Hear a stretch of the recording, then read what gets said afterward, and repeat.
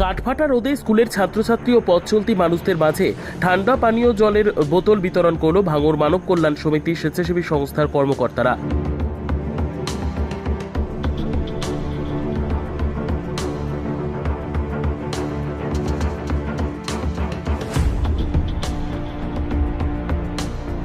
পড়েছে কাঠফাটা রোদ, আর সেই রোদের গরমে হাঁসফাঁস করছে স্কুল ছাত্রছাত্রী থেকে শুরু করে পথ চলতি মানুষ।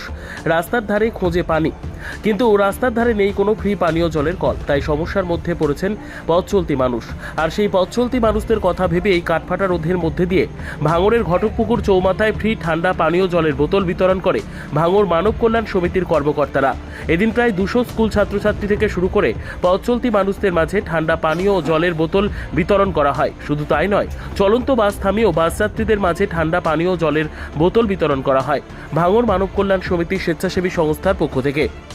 এদিনের এই পানীয় জল বিতরণের শেষে ভাঙড় মানব কল্যাণ সমিতির সম্পাদক ইয়ামউদ্দিন সাহাজি বলেন যে কাঠফাটা রোদের মধ্যে দিয়ে আমরা প্রায় 200 স্কুল ছাত্রছাত্রী ও পথ চলতি মানুষদের মাঝে ঠান্ডা পানীয় জলের বোতল বিতরণ করেছি।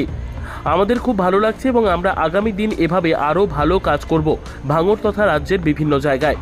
অন্যদিকে ভাঙড় মানব কল্যাণ সমিতির মেম্বার আজাহারউদ্দিন বৈদ্য তিনি বলেন, আমরা কিছুদিন আগে আমাদের এই স্বেচ্ছাসেবী সংস্থার শুভ উদ্বোধন করেছিলাম ঘটকপুকুরে, এবং সেই স্বেচ্ছাসেবী সংস্থার পক্ষ থেকে ঘটকপুকুর চৌমাথায় ঠান্ডা পানীয় জলের বোতল বিতরণ করা হয়েছে পথ চলতি মানুষদের মাঝে, এবং আগামী দিন আমরা আরও ভালো কাজ করব ভাঙড় তথা রাজ্যের বিভিন্ন এলাকায়।